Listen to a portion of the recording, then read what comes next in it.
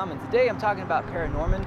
It's a beautiful and brilliant movie, horror comedy that uses classic stop motion and 3D to tell just a wonderful story about a kid who can see and talk to dead people.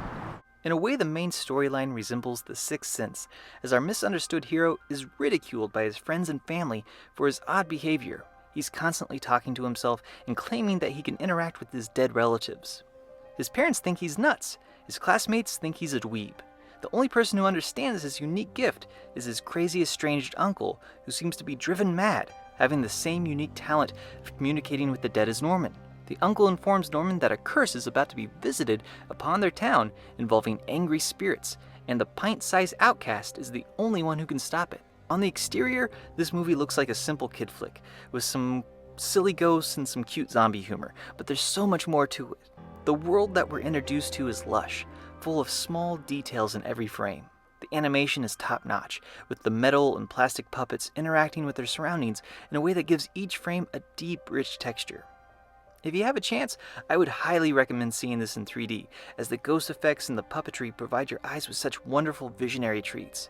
Again, it's beautiful to look at, and some of the scenes are packed with so much visual information, it's worth a second trip to the theater just to take it all in. While the animation is spectacular, the movie really works because of our protagonist Norman.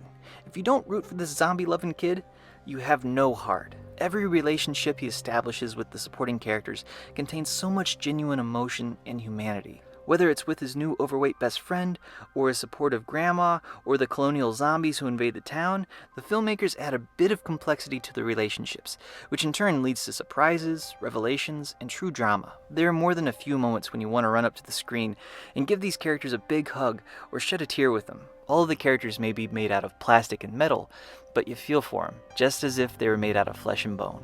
It also helps that the characters are put into truly dangerous situations that deal with life and death.